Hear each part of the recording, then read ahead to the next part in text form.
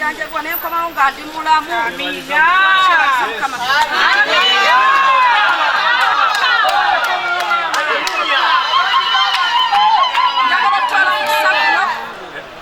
Okwebaza bannayuganda mwenna naddala bannakampala bange neebazaamu ak'ensusso.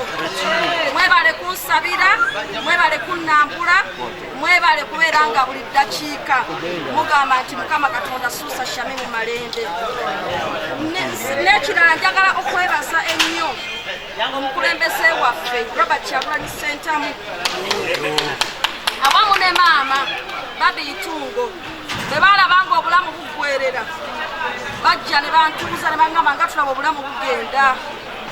Tubadde tusaba tukole kyonna ekisoboka ofulume ebweru w'eggwanga obeere ng'ojjanjabibwa, era ne bakola buli kisoboka okulaba nga nfuluma. Era bwe nafuluma ogenda Mwagaka n'Hospital entakeera babadde bankubira ku masimu maama ne pulezidenti okugezaako okulaba bwendi.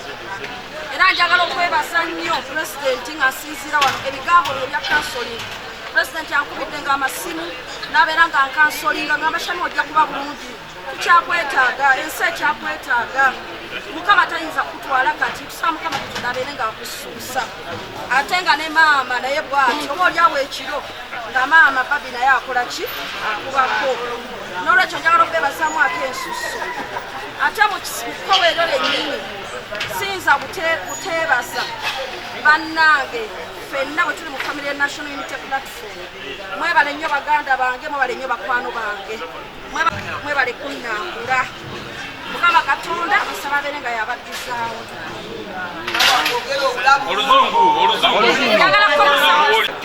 Njagala kukozesa mukisa guno okubeera nga neebaza abantu mwenna mu biti byammwe abaasituka ne mugenda ne munziikirako omukadde taata, kubanga ffenna tukimanyi bulungi nafiirwa omukadde taata nga ndi mu ddwaliro ne sobola na kumuziika.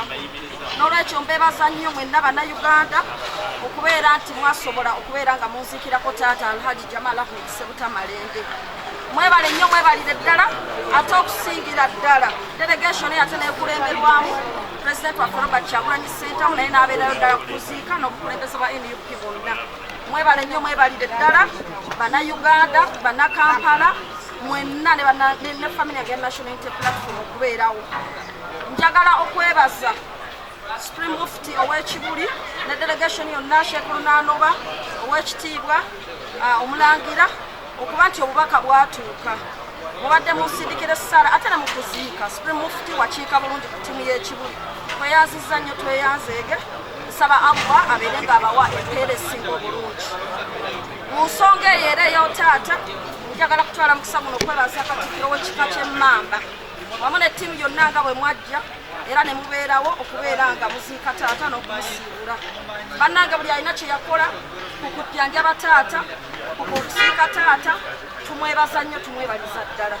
Nsembyayo bakulembeze bannange mu kibiina kya National Unity Platform, ba Foot Soldiers, bakwano baffe bannange, buli omu kye wakola mwebale nnyo, mwebalire ddala okubeera nga mwampeesa ekitiibwa ne mugamba nti taata wa Shamimu katugende tumuwerekere Shamimu nga bwali mu bunafu.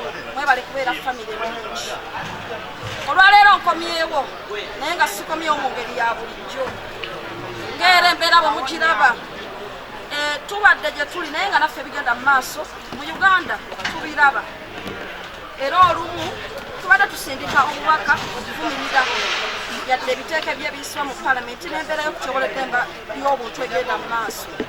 N'olwekyo nkomyewo olunaku olwaleero nga nkomyewo n'obubaka obw'okwekalakaasa okw'emirembe, era ng'okwekalakaasa okwo kulimu okuba nti nasazeeko enviiri zange zino zonna ng'emuziraba, era n'ennyambala ne ata eno gye mulaba eringa efaanana ey'abasibe, ng'okwekalakaasa kuno nkukola okulaga nti tuyimiridde wamu n'abasibe ab'ebyobufuzi abasibibwa nga tebalina misango gye badduza.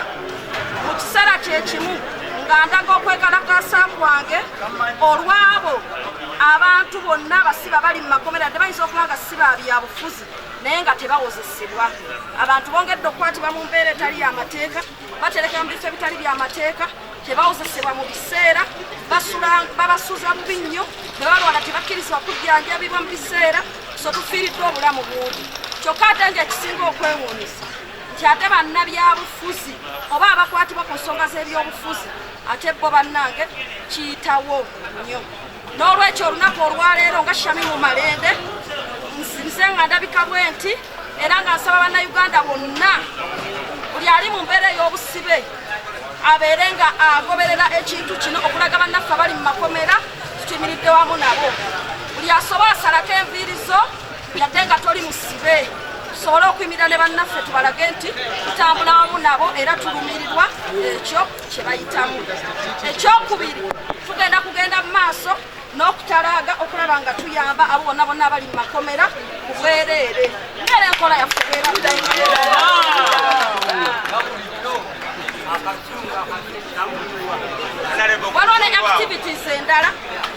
waliwo ne activities endala zetugenda okukola mu maaso awo naye nga activities ezo tujja kubanga tuzibulira bannamawulire ezikwata ku kununula eddembe ly'abantu ate wamu n'okubeera nga enteekateeka yaffe ey'abannakampala ne bannayuganda banyigirizibwa tujja kwongera okujanja mu maaso awo naye essaawa eno nsaba munzikirize nkowole mwenna bannayuganda abakwatibwako naddala bannakampala abange nti abantu bangedde okusibibwa awatali bwe nsonga buli muntu yenna ng'omanyi nti wali omanye ekkomera bwe liruma ng'olina omuntu ali mu kkomera oba nga tokkiriziganya na mbeera yakubeera nti abantu basibibwa ebwemage beera ng'ogoberera protest eno gye tuyise peaceful protest ey'okuba ng'osalako enviiri programs endala tujja kuba tugibategeeza